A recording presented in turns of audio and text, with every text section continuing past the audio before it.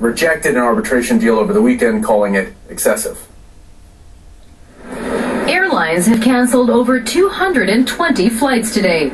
About 1 in 6 scheduled flights are affected. Many travelers have switched to other forms of transport. Others are hoping they'll be among the lucky ones. I'm not bothered. It doesn't affect me. I can understand the staff in the union's position, but it's not good for those who need to fly somewhere. The strike involving some 200 ground staff is having a big impact here. Workers want a pay rise and a cut in working hours. I can understand some of their demands for adjustments in overtime pay and other benefits, but the wage claims that I've read about are outrageous. The airport operator Fraport says the union demands will lead to a 70% increase in wage costs. Negotiations are deadlocked. Passengers across Europe will face delays and cancellations because of the knock-on effects.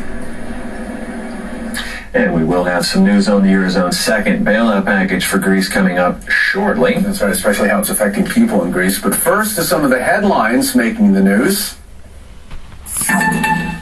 Reports from Yemen indicate that gunmen have blown up a voting station, that one day before the country goes to the polls to elect a successor to President Ali Abdullah Saleh. The attack took place in the southern port city of Aden, which is one of the country's commercial centers. Syrian government forces have continued shelling the city of Homs. New internet video has emerged showing explosions in the rebel neighborhood of Baba Amr.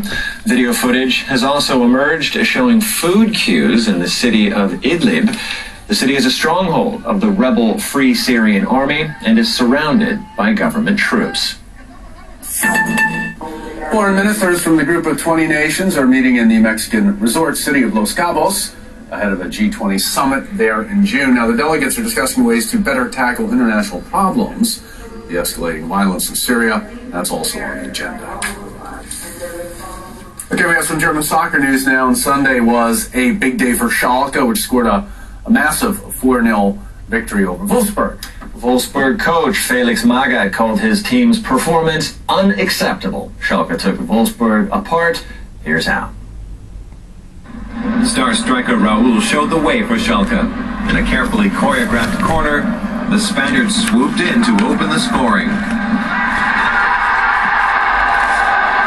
Klaas-Jan Huntelaar followed his lead to make it 2-0 after just 15 minutes.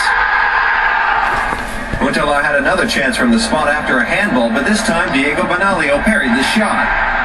Schalke were forced to change keepers after Lars